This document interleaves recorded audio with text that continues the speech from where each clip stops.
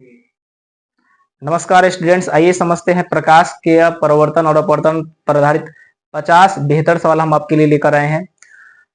और ये जो सवाल दिया हुआ है, कई बार मैट्रिक एग्जामिनेशन में बहुतों बार ये इससे बहुत सवाल पूछा गया है, ठीक है।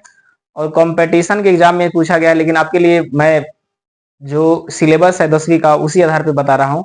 और वही सवाल है आपके सामने। देखिए सवाल किस तरह से है। कह रहा है 40 नंबर सवाल बोला है, कौन सा लेंस अपसारी लेंस होता है। अपसारी लेंस का मतलब हुआ जिसकी किरणें क्या हो, फैल जाए। जैसे यहाँ पे मैं एक लेंस लिख रहा हूं, लेंस बनाया, यहाँ भी एक लेंस मैंने बनाया, ठीक है। तो यहाँ मैं जो लेंस बनाया, अगर किरणें इस तरह इस लेंस में जाएगा तो इस तरह से होगा, ठीक है ना, ऐसे ऐसे हो जाता है, ठीक। तो इसे कहेंगे अपसर रहा है, किरणें क्या हो रही, पसर रहा है। तो इसी को बोलते हैं अपसारी, अपसारी लेंस। तो अपसारी लेंस बोला जाता है अवतल लेंस। किस लेंस को, अवतल लेंस को। अगर किरणें इसमें अगर छोड़ा जाएगा तो ये इस तरह से फैलती नहीं है, एक और केंद्रित होती है, ऐसे एक ही जगह पे आएगी। तो इससे मेरा कटा गड़बड़, एक ही जगह पर एक कटान होता है, तो इसे बोलते हैं अभिसारित। तो इसे बोला जाता है अभिसारी लेंस, अभिसारी लेंस। अभिसारी का मतलब हुआ एक जगह किरणें आके मुरे, उसे अभिसारी लेंस। अब पसरने लगे, फैलने लगे, तो बोला जाता है अपसारी लेंस। तो हमसे सवाल पूछा है किस लेंस को अपसारी लेंस कहेंगे, तो अवतल लेंस को अपसारी लेंस कहेंगे और उत्तल लेंस को अभिसारी लेंस कहेंगे। देखिए यहाँ पे सवाल दिया हुआ है, कौन सा लेंस अपसारी लेंस है, तो अपसारी लेंस कौन सा होगा, तो अवतल लेंस को कहेंगे। दूसरा सवाल पूछा है, एक प्रयोग में अवतल दर्पण द्वारा किसी बीम पर प्रतिबिंब एक पर्दे पर प्राप्त किया जाता है, ठीक है। कोई प्रतिबिंब को पर्दे पर प्राप्त किया जाता है। दर्पण की फोकस दूरी को निर्धारित करने के लिए प्रयोगकर्ता को मापने की जरूरत होगी। तो कहां कहां पर रखा जाएगा कि ये प्रतिबिंब को माप सकता है, दर्पण और बीम के बीच की दूरी के पास रखा जाएगा। दर्पण तथा पर्दा के बीच की दूरी को, या दर्पण तथा बीम के बीच की दूरी को, इसके लिए हम अगला बनाएंगे, आपके पास वीडियो बनाकर दिखा देंगे। ऑप्शन ए याद रखिएगा, दर्पण तथा बीम के बीच की दूरी को रखा जाता है, जिस तरह से सवाल दे रखा है, ठीक है ना। इसको कोशिश कीजिएगा, अपना पढ़ के याद कर ले, ऑब्जेक्टिव है तो बताने में थोड़ा सा लंबा समय चल जाएगा इसमें। किसी शब्दकोश को छोटे अक्षरों को पढ़ने के लिए, ठीक है, छोटे अक्षरों को पढ़ने के निम्नलिखित में से कौन सा लेंस पसंद करेंगे। तो छोटे अक्षर को पढ़ने के लिए याद रखिएगा, मैं आपके सामने एक और खींच देता हूं, ध्यान से देखिए। ये जो बाबा लोग चश्मा लगाते हैं, तो इसमें देखते होंगे आप लोग, इस तरह से फिगर आता है चश्मा में, इस तरह से आप देखे होंगे, ऐसे चश्मा में ऐसे बना हुआ होता है, ठीक, ऐसे ही बना होता है। तो यहाँ जो लेंस है इसे बोला जाता है उत्तल लेंस, उत्तल लेंस। और ये जो ऊपर है इसे बोला जाता है अवतल लेंस, अवतल लेंस। कभी भी पढ़ने के लिए इसी का जरूरत होता है। आंख देखिएगा तो उस जो बड़े बुजुर्ग लोग हैं तो अपने चश्मा को नीचे से देखते हैं, यानी यहां से देखते हैं, अर्थात यहां से देखते हैं। तो पढ़ने के लिए, पठन पाठन करने के लिए कौन सा लेंस चाहिए, तो उत्तल लेंस की जरूरत होता है। अगर दूर का कोई वस्तु देखना है, काफी दूर देखना है आपको, तो कौन सा लेंस चाहिए, तो अवतल लेंस की जरूरत है, ठीक। तो बाबा लोग जो पढ़ाई करते हैं, बाबा लोग जो न्यूज़पेपर पढ़ते हैं या फिर कोई अक्षर को देखना चाहते हैं, तो उसे कौन सा लेंस चाहिए, तो वो आंखों के पास जो ऐसे धब्बे टाइप का आप देखे होंगे, तो ये उत्तल लेंस है, ठीक है ना। इसके ऊपर वाला अवतल लेंस है। तो पठन पाठन की क्रिया में, यानी पढ़ने के काम में कौन सा लेंस व्यवहार किया जाता है, उत्तल लेंस। किसी भी बच्चों को अगर पढ़ने में दिक्कत हो रहा है तो उसे उत्तल लेंस का ही प्रयोग किया जाता है, डॉक्टर द्वारा सलाह दिया जाता है, ठीक। उसमें अलग अलग डायोप्टर की मात्राएं होते हैं, लेकिन उत्तल लेंस होता है। इसमें बोला है किसी शब्दकोश को छोटे अक्षरों को पढ़ने के लिए, अब पढ़ने का बारी आ गया, तो पढ़ने की बारी जब आ जाएगा तो कौन सा लेंस यूज करेंगे, उत्तल लेंस करेंगे। तो इसमें देखिए यहां दिया है 5 सेंटीमीटर की दूरी वाले अवतल लेंस। अवतल लेंस तो हरगिज नहीं होगा, उत्तल लेंस यहाँ ऑप्शन फंसता है। फिर यहाँ अवतल बोला, ये नहीं होगा, यहाँ उत्तल है। अब इन दोनों में हमें समझना है कौन सा। 50 सेंटीमीटर की दूरी पे कह रहे 5 सेंटीमीटर की दूरी वाले उत्तल लेंस, तो ये 5 सेंटीमीटर वाला ही मेरे लिए बेस्ट रहता है। 50 सेंटीमीटर वाला तो काफी दूर हो जाता है, इसीलिए क्या होगा, 5 सेंटीमीटर वाला ही होगा। गोलीय दर्पण के परावर्तक पृष्ठ गोलीय दर्पण का जो परावर्तक पृष्ठ है, बाहरी जो पृष्ठ है, यानी ये जो गोला है, इसका परावर्तक माने जहां से किरणें टकरा कर वापस जाती है। जैसे मान के चलिए यहाँ अगर रंग दिए तो ये उत्तल दर्पण हुआ, तो यहाँ से जो टकराएगी किरणें, तो इसे बोलते परावर्तक सतह, यहीं से ना परावर्तित हो रही है, तो इसी को बोला जाता है परावर्तक सतह। बोला है गोलीय दर्पण के परावर्तक पृष्ठ की वृत्ताकार सीमा रेखा का व्यास क्या कहलाता है? तो गोलीय दर्पण का वो क्या है, जहां से परावर्तक सतह टकरा के गुजर रहा है उसे द्वारक बोला जाता है। यानी यहाँ पे जो टकरा के वापस गुजर रहा है, इसे बोला जाता है द्वारक। यानी ऑप्शन डी करेक्ट हो जाएगा। वक्रता त्रिज्या नहीं होगा, मुख्य फोकस नहीं होगा, और प्रधान अक्ष भी नहीं होगा। देखते हैं आगे।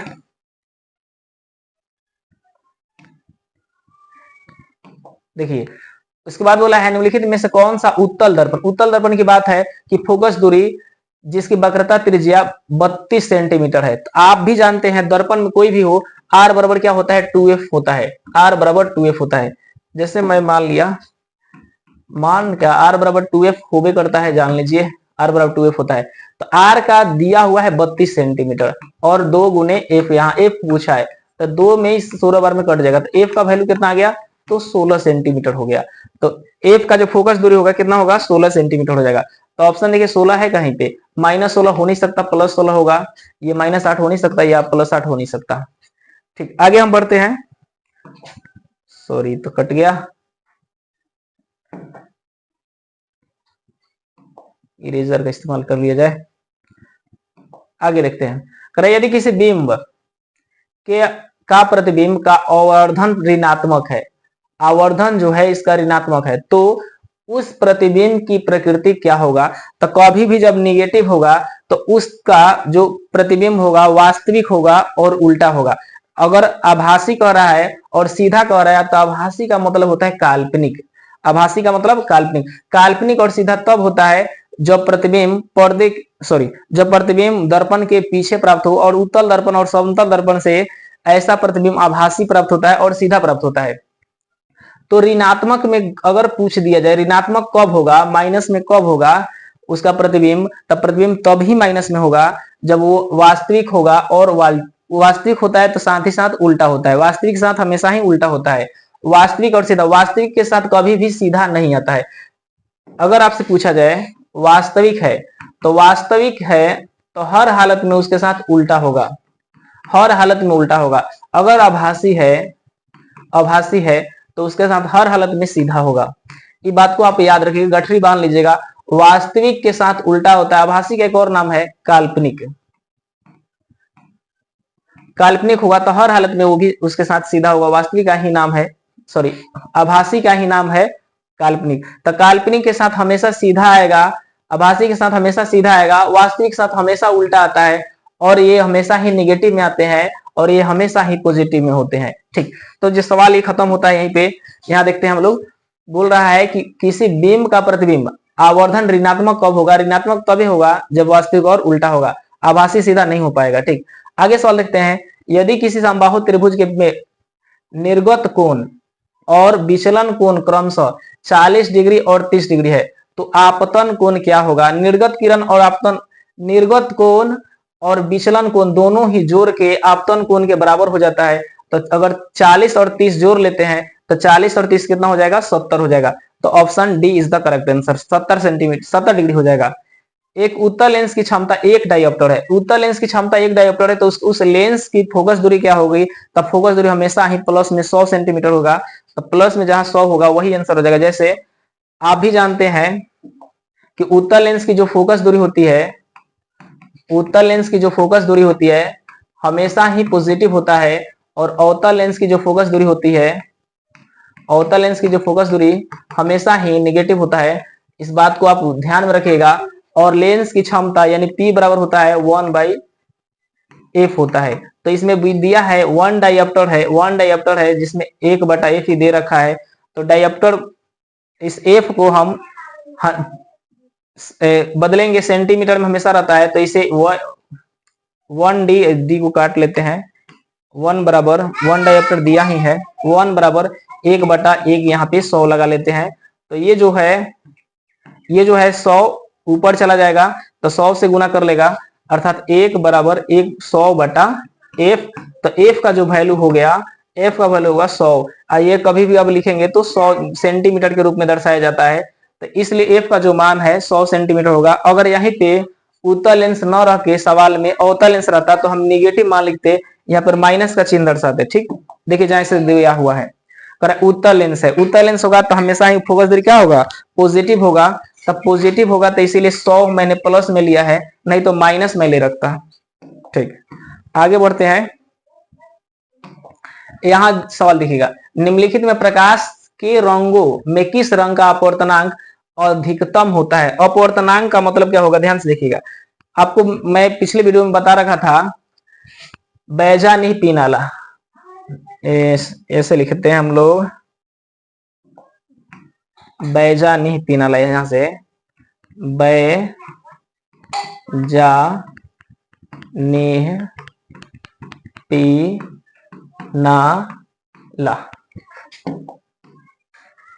बैजा नहीं पीनाला। यहां याद रखिएगा, बैगनी रंग का अपवर्तनांक सबसे, जैसे प्रिज्म से कोई किरणें गुजरता है, प्रिज्म से कोई अगर किरण गुजर रहा है, प्रिज्म से कोई किरण गुजर रहा है तो प्रिज्म से होकर गुजरेगा कोई किरणें, तो आपको ये मालूम हो जाना चाहिए कि क्या होता है।